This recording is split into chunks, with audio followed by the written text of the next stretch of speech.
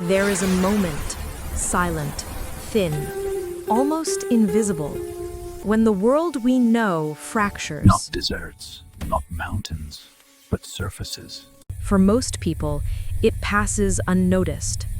But for one woman, the boundary didn't just weaken, it opened. And through that opening, something ancient, patient, and hungry stepped through. This is her story, and the truth behind the phenomenon scientists now call shadow gates.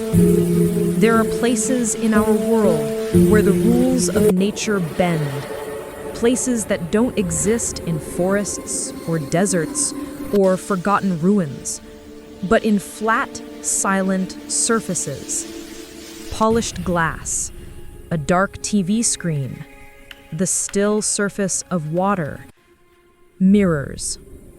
For centuries, cultures whispered the same warning in different languages. Reflections are not harmless. They are fragile borders separating two realms, our world and the world that imitates it. A mirrored universe, identical but inverted.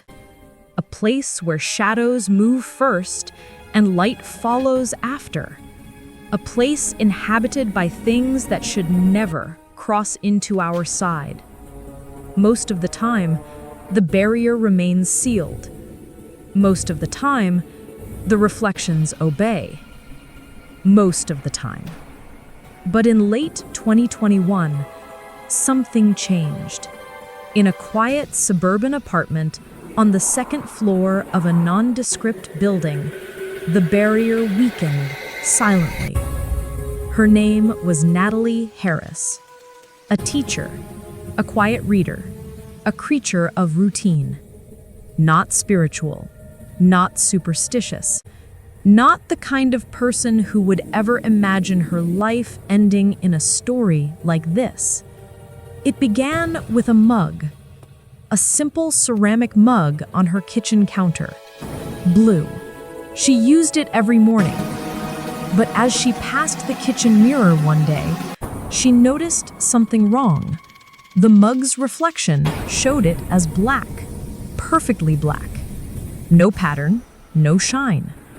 She blinked, stepped back, looked again. Still blue in her hand, still black in the mirror. Natalie dismissed it. Lighting, she muttered. Maybe her eyes were tired. But the next incident came quickly.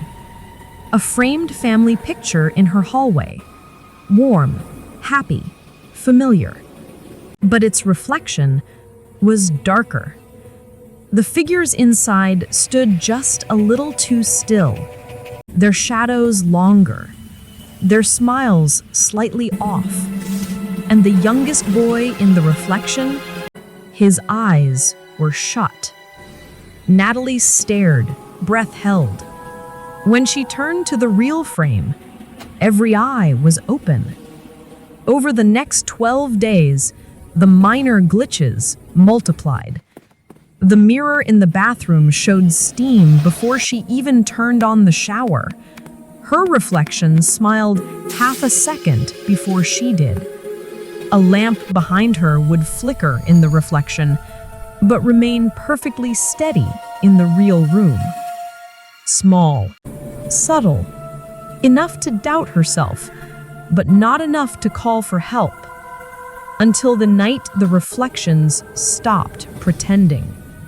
It happened at 2:14 a.m.